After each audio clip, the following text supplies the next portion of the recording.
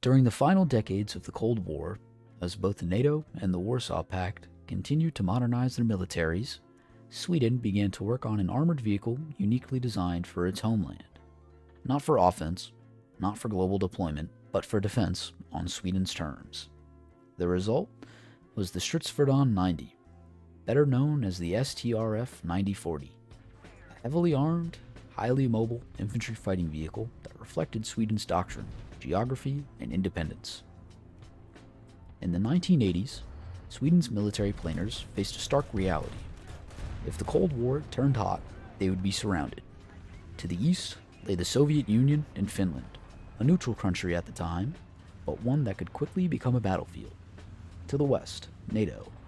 Sweden needed to be ready to repel both amphibious invasions along its coastline and mechanized incursions through its northern forests. Sweden's army required a new generation of armored vehicles, faster, more survivable, and capable of hitting hard while carrying infantry to the front. What they created was not just one vehicle, but a whole family. The Strf 9040 was the centerpiece, a dedicated infantry fighting vehicle built on the CV-90 platform. The Strf 9040 entered service in the early 1990s and immediately stood apart from its contemporaries. At first glance, it looked like a typical tracked IFV, but under the armor and inside the turret, it featured some remarkable innovations. The main weapon was a Bofors 40mm L70 autocannon, a far more powerful gun than 20 or 25mm weapons mounted on NATO vehicles like the M2 Bradley or the Warrior. This choice wasn't just about raw firepower. Sweden expected to face both infantry and lightly armored Soviet vehicles, possibly even helicopters in low flight. Long-used and anti-aircraft roles provided the versatility to handle all of these threats. The gun was fully stabilized, meaning it could accurately fire while the vehicle was on the move.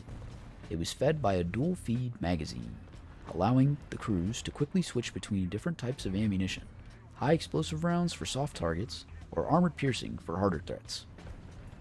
Like the rest of the CV-90 family, the Strf 9040 was designed with Sweden's rough terrain in mind.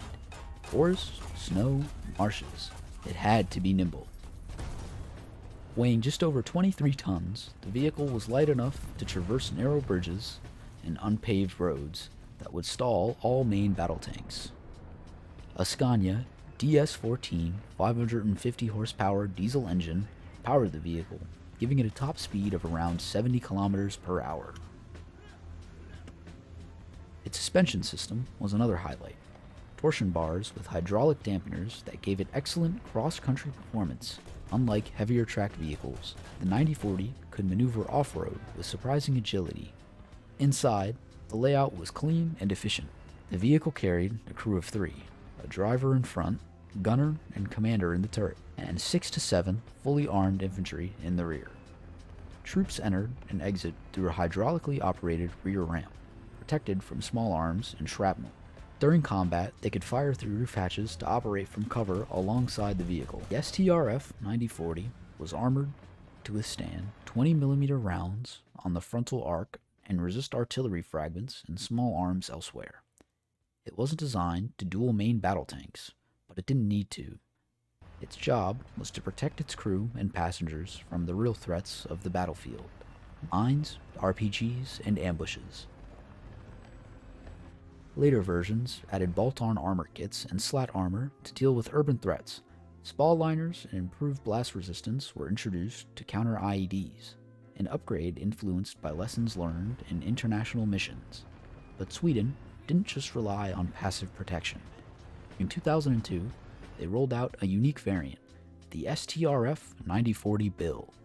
Named after its primary weapon system, the Bill, short for Bofors Infantry Light and Lethal, this version of the 9040 added one of the most advanced anti-tank weapons of its time, the RB-56 Bill. This missile system was designed to defeat modern tanks by attacking them where their armor was weakest, from above.